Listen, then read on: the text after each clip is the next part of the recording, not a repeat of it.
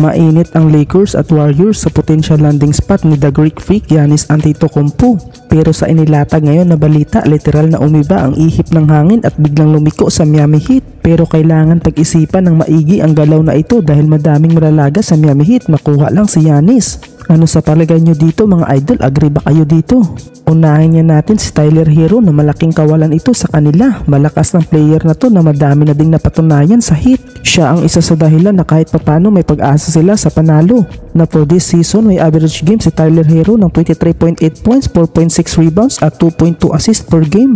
Habang sa nakalipas na taon malaking effort din ang ginawa ng Miami Heat, makuha lang ito si Andrew Wiggins. Pero ngayon aminado na mahirap na desisyon ito ng Miami Heat. At malaking tanong din dito kung sapat na ba ang kakayahan ni Giannis Antetokounmpo para pakawalan sina Tyler Herro at Andrew Wiggins. Madaming paraan ang Heat kung paano mag-rebuild ng mga manlalaro dahil may potential landing spot din ito si Wiggins sa Los Angeles Lakers na noon pa man may rumors na dito na maaaring kunin din ito ng Lakers upang sa kanilang pagbalanse ng kampanya. Ang abilidad ni Andrew Wiggins ang isa sa tinitingnan ng Lakers, isang player na maaasahan sa opensa at higit sa lahat ang kanyang depensa na aminadong kailangan ito ng Lakers. Sa ngayon palaisipan pa rin ito sa Miami Heat kung anong daan ba ang dapat tuunan ng pansin. Pero sa ngayon isa lang ang klaro na may kakayahan ang Miami Heat na masungkit itong si Giannis Antetokounmpo. Na sa season na ito may average game na 28.9 points, 10.1 rebounds at 6.1 assists per game.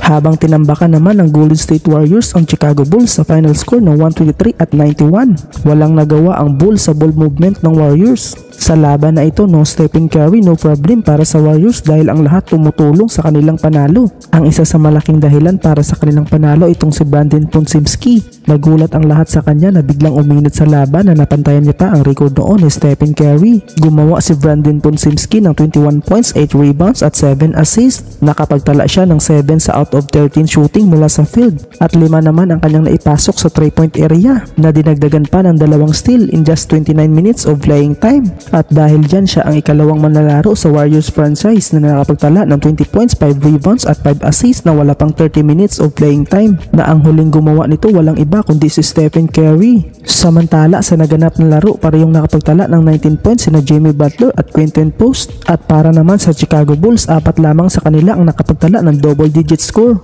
na si Josh Giddey lamang sa kanila ang nanguna, nakapagtala ito ng 18 points, 3 rebounds at 5 assists. Samantala, still na nakaupo pa rin ang Warriors sa ika-8 pwesto sa West at hinihintay pa rin nila ang pagbabalik ni Stephen Curry na hanggang ngayon ay hindi pa rin totally maayos dahil sa kanyang injury na sumasakit pa. Well, sa ngayon ano ang masasabi nyo dito sa Golden State Warriors? Ibagsak na yan sa comment section. The Warriors are. They need to make him feel him a little more.